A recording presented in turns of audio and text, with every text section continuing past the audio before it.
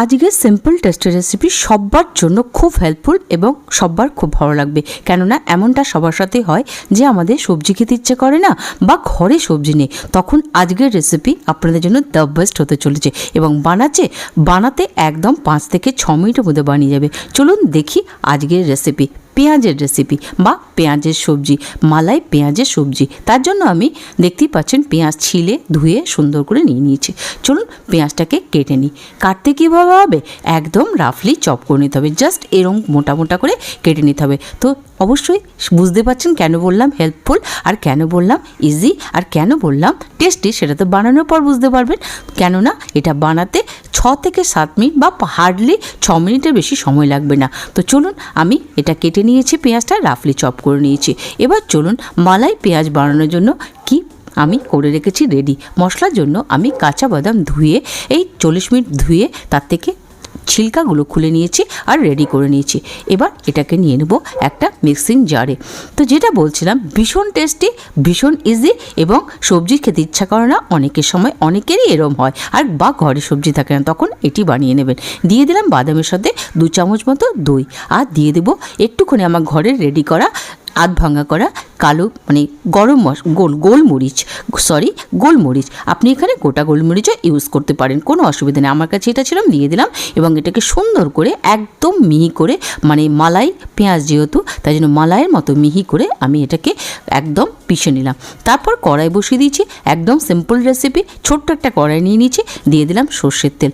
Must be সর্ষের তেলে রান্নাটা করবেন, অন্য কোনো তেলে কিন্তু যে টেস্টটা আপনার পাওয়া দরকার সেই টেস্টটা পাবেন না, তাই মাস্ট বি সর্ষের তেলে করবেন। আর একটু তেলটা হাত খরচা করে একটু বেশি দেবেন, কেননা এই একটা রেসিপি দিয়ে আপনি রাতের রুটি লুচি কিছু বি খেতে পারেন, বা যদি আপনার মনে করুন যে উনি ফ্রাইড রাইসের সাথে খাবো বা সিম্পল কোনো পোলাও বানাচ্ছি, কোনো সবজি করবো না ইচ্ছে করছে, তাহলে এই রেসিপিটা করে নেবেন।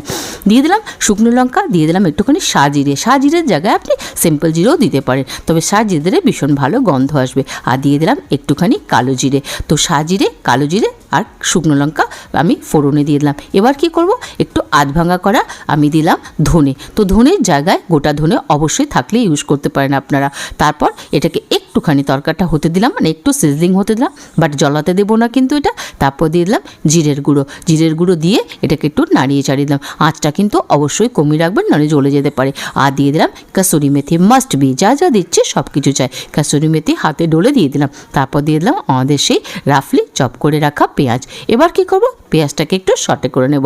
আঁচটা কিন্তু অবশ্যই কমিয়ে রাখবো, কেননা আমরা দিয়ে দিয়েছি শুকনো মশলা সেগুলো ফোড়নে, তার জন্য আঁচটাকে কিন্তু অবশ্যই কমিয়ে রাখবো। একটু সতে করে নেব হালকাভাবে। তারপর দিয়ে দেব আমাদের সেই যে মালাই পেঁয়াজের জন্য যেটা রেডি করে রেখেছি, বাদাম, কাঁচা বাদাম আর দইয়ের পেস্টটা। অবশ্যই কিন্তু পেস্টটা আবার বলে দিচ্ছি একদম মিহি করে বানাবেন, কেননা মালাই পেঁয়াজ বানানোর জন্য একদম মিহি পেস্টের অবশ্যই দরকার। দিয়ে দিলাম আমাদের পেস্টটা। তারপর দিয়ে দেব একটুখানি এই মশলার জারটা ধুয়ে একটু জল, তার কেননা তলাতে নিচে লেগে যেতে পারে। আঁচটা কিন্তু অবশ্যই কমিয়ে রাখবেন, আবারও বলে দিলাম, কেননা আমরা এটা দই দিয়ে বানিয়েছি, তাই এটা কার্ডল হয়ে যেতে পারে, মানে ফেটে যেতে পারে। অবশ্যই ফাটবে না, তবু আঁচটা কিন্তু কমিয়ে রাখবেন। যাতে যেগুলো স্টেপ নিতে হবে সেগুলো বলে দিচ্ছি, কেন সিম্পল একটা রেসিপি বানানোর জন্য কতগুলো সিম্পল স্টেপ আপনাকে ফলো করতেই হবে।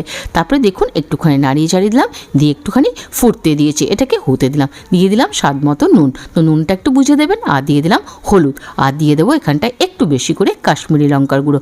অবশ্যই কাশ্মীরি লঙ্কার গুঁড়ো চাই এই কালারটাকে এনহ্যান্স করার জন্য, কেন সিম্পল একটা রেসিপি যেটা আমরা খাবো, সিম্পল ওয়েতে বানাবো, কিন্তু দারুণ টেস্টি হবে। তার কালারটা একটু ভালো যদি না হয় তাহলে কিন্তু জিনিসটা ঠিক ভালো লাগবে না। ঢেকে দিয়েছিলাম কিছুক্ষণের জন্য, এটাকে একটু চালিয়ে নিয়ে তারপর কিছুক্ষণ পর ফিরে আসবো। কিছুক্ষণ বলতে এই মিনিট দুয়েক পর ফিরে আসলাম। তারপর আমি আপনাদেরকে দেখাচ্ছি, দেখুন কি সুন্দর কালার ছেড়েছে আর কি সুন্দর দেখতে হয়েছে, মনে হচ্ছে এটা পেঁয়াজের সবজি। তো একবার এইভাবে এই রাজস্থানি ডিশটা করে খাবেন।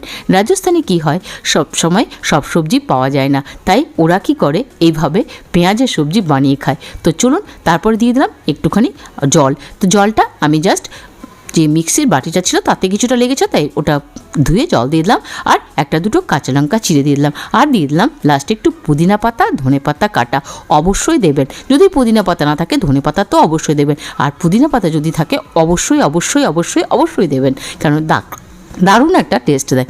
আর দিয়ে দিলাম স্বাদটাকে একটু এনহ্যান্স করার জন্য একটুখানি চিনি, কেননা আমরা দই দিয়ে পুরো যে মশলাটা বানিয়েছি তাতে কী হবে, টেস্টটা ব্যালেন্স হবে। একটুখানি নাড়িয়ে চাড়িয়ে দিলাম। তারপর কি করব, লাস্টে একটুখানি টেস্টটা এনহ্যান্স করার জন্য অল্প একটু গরম মশলা, একদম অল্প একটু গরম মশলা দিয়ে দিলাম। এখানে আপনি ভাজা জিরের গুঁড়ো যদি আপনি দিতে চান দিতেই পারেন, ভালো লাগবে, বা চাট মশলা দিতে চান ভালো লাগবে। আর লাস্টে অবশ্যই দেবেন একটুখানি গ্রিন অনিয়ন কুচি কুচি করে কেটে, আর আরেকটু কাসুরি মেথি হাতে ডলে আমি দিয়ে দিলাম। হয়ে গেছে আমাদের মালাই পেঁয়াজের একদম রেসিপি রেডি। লাস্টে আর একটুখানি একটা জিনিস দেবো, সেটা আমি আমার ঘরেই তৈরি করে রেখেছি, সেটা হচ্ছে মালাই মানে দুধের স্বর। এটা একটুখানি জমিয়ে রেখেছিলাম, সেটাকে ফেটিয়ে দিয়ে দিলাম। আপনার কাছে যদি ফ্রেশ ক্রিম থাকে অবশ্যই দেবেন, কিন্তু দুধের স্বর সবার ঘরে থাকে, তাই না? তো দুধের স্বর দিয়ে এই জন্যই আপনার সঙ্গে রেসিপিটা শেয়ার করলাম, যে দুধের স্বরের ব্যাপারটা সবাই দিতে পারবে, তাই জন্য একটু দুধের স্বর তুলে রাখবেন, সেটাকে ফ্রিজে রেখে দিলে আর একটু ভালো। সেটাকে জাস্ট একটু ফেটিয়ে লাস্টে দিয়ে দিলাম। আর একটুখানি আমি বাঁচিয়ে রেখেছি, সেটাকে গার্নিশিংয়ের সময় দিয়ে দেবো। একটুখানি হতে দিলাম, দেখুন কি অপূর্ব স্বাদ হয়েছে। সরি, স্বাদটা তো আপনারা বুঝতে পারবেন না, কালারটা কি সুন্দর এসছে। তবে হ্যাঁ, একবার বানিয়ে খাওয়ার ইনসিস্ট করবো, দারুণ হয় খেতে। লুচি দিয়েও ভালো লাগবে, পরোটা দিয়েও ভালো লাগবে, রুটি দিয়েও ভালো লাগবে। সকালবেলা ব্রেকফাস্টে যদি ডাব্বায় দিতে চান, মানে টিফিন বক্সে দিতে চান, তবুও দারুণ লাগবে, কারণ এটা ঠান্ডা হলো, দারুণ স্বাদ লাগে খেতে। তো চলুন এটাকে করে দিলাম স্যার। কেমন লাগলো অবশ্যই জানাবেন, আর যদি ভালো লাগবে তো একবার তৈরি করে খাবেন। আর চ্যানেলে নতুন হলে চ্যানেলকে সাবস্ক্রাইব করে আমার সাথে থাকবেন, এইটুকু অনুরোধ আপনাদের কাছে সবসময় করি, যাতে আমি আগে যেতে পারি। তো চলুন, হয়ে গেছে। ওপর থেকে একটুখানি আমার সেই মালাইটা বাঁচিয়ে রেখেছি, মানে শর্টটাকে ফেটিয়ে যে রেখেছি, যে ক্রিমটা, সেটা করে দিলাম একটু ওপর দিয়ে গার্নিশ। আর একটুখানি দিয়ে দিলাম পুদিনা পাতা। আর একবার বলি, পুদিনা পাতা যদি থাকে অবশ্যই একটুখানি দেবেন ধনে পাতার সাথে, তাহলে আপনার এই মালাই সবজির স্বাদটা কিন্তু দারুণ হবে। এটা আমার যদিও অ্যাডিশন, যারা রাজস্থানী তারা অবশ্যই দেয় না পুদিনা পাতা, আমি দিয়ে দেখেছি, খুব ভালো লাগবে। তো চলুন, দেখা হবে নেক্সটের ভিডিওতে এরকম সিম্পল টেস্টি রেসিপির সাথে। ততক্ষণ জন্য সবাই খুব সুস্থ থাকবেন, ভালো থাকবেন, behave healthy and be safe. দেখা হবে নেক্সট ভিডিওতে। Bye bye.